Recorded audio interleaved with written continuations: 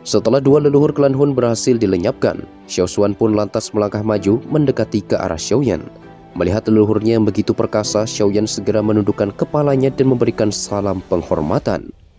Xiao Xuan pun tampak puas dengan sikap Xiaoyan dan perlahan menepuk pundaknya sembari memuji atas pencapaian Xiaoyan yang begitu luar biasa.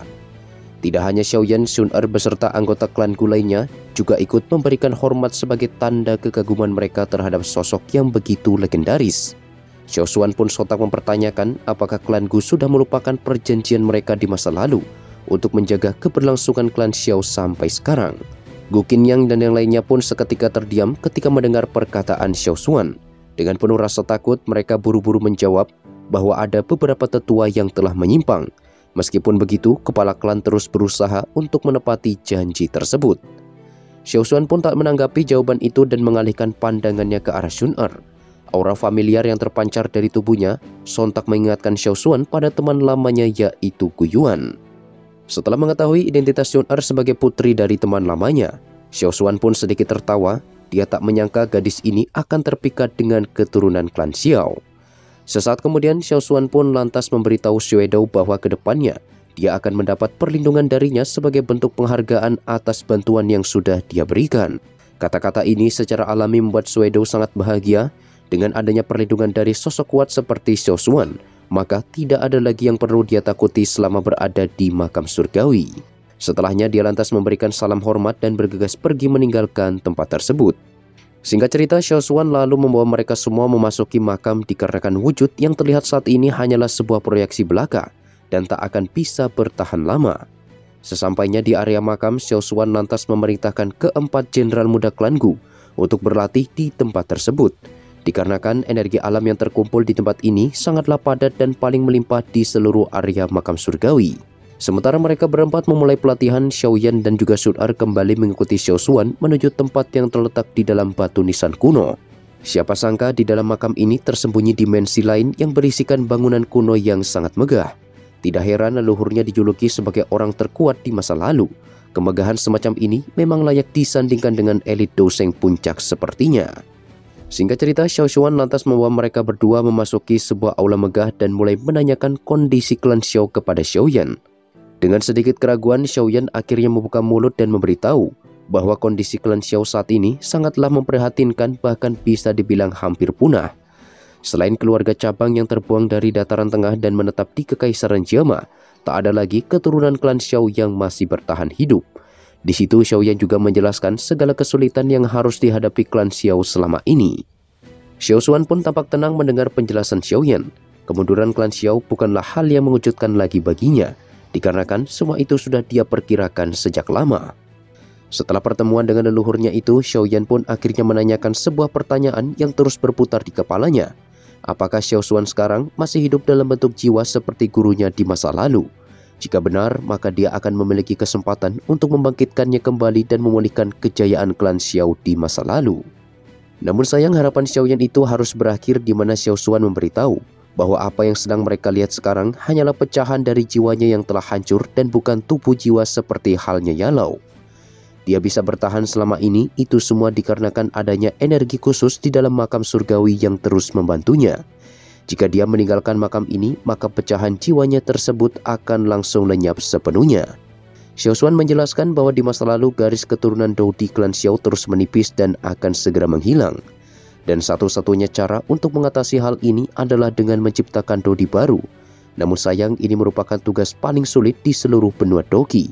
Di masa lalu, seluruh anggota klan telah berdiskusi dan memutuskan untuk menggunakan sebuah teknik rahasia, di mana seluruh garis darah yang ada di setiap anggota klan akan ditransfer ke dalam tubuh Xiao Xuan untuk membantunya menerobos ke ranah Dodi. Namun sangat disayangkan, harapan terakhir klan Xiao ini harus berakhir dengan kegagalan. Di samping itu, tepat ketika momen kritis terjadi, klan Hun tiba-tiba saja muncul dan menyerang dengan kekuatan penuh, hingga membuat Xiao Xuan terluka parah dan akhirnya terbunuh. Mendengar hal itu, Xiaoyan pun hanya bisa menghela nafas panjang. Tidak ada yang bisa disalahkan atas kejadian tersebut. Bahkan jika klan Xiao tidak menggunakan teknik rahasia sekalipun, mereka akan tetap mengalami kesulitan seperti sekarang. Namun ada hal yang membuat Xiaoyan merasa kebingungan. Jika garis darah klan Xiao benar-benar menghilang, lantas mengapa tato klan Xiao masih bisa muncul di dahinya? Xiao Xuan pun menjawab bahwa semua itu bisa terjadi dikarenakan Xiaoyan mengaktifkan teknik 3 perubahan api surgawi yang dia ciptakan.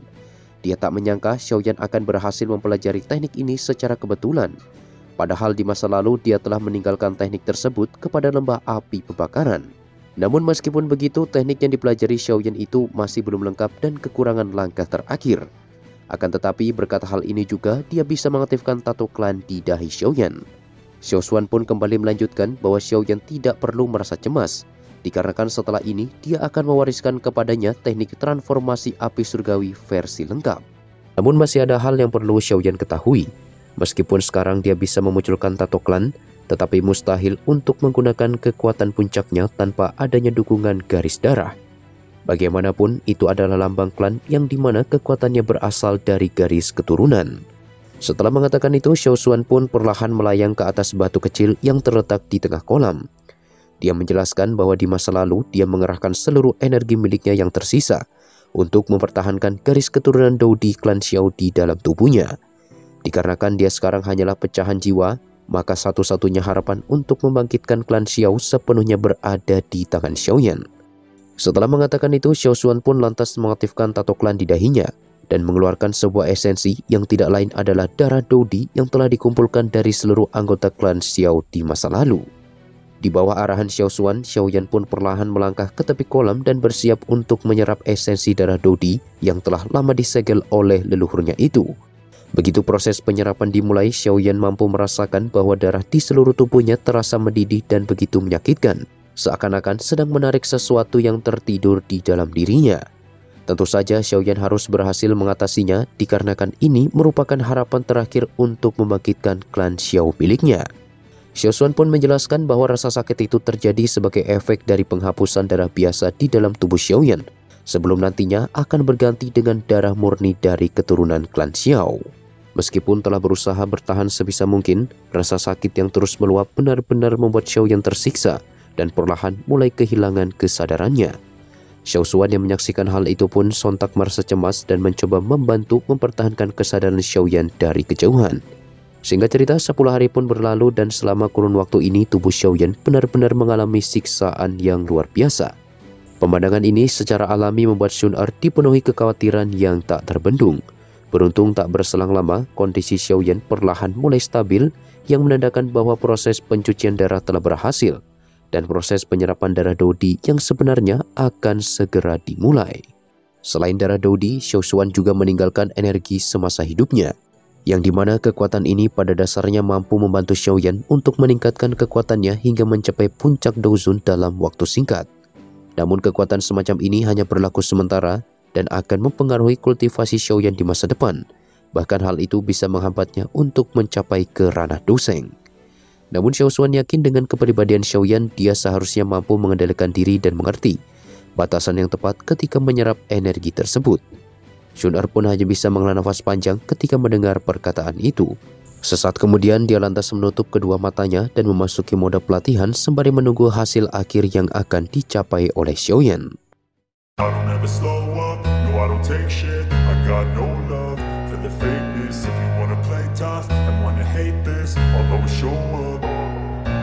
don't ever slow up, no I don't take shit. I got no love for the fakeness. If you wanna play tough and wanna hate this, I'll always show up and make a statement. I don't ever slow up, no I don't take shit. I got no love for the fakeness. If you wanna play tough and wanna hate this, I'll always show up and make a statement. Everything I do so instinctive and so passionate. Every word I move so descriptive like an adjective. I got a vendetta against people who patented being negative when you should be getting after it.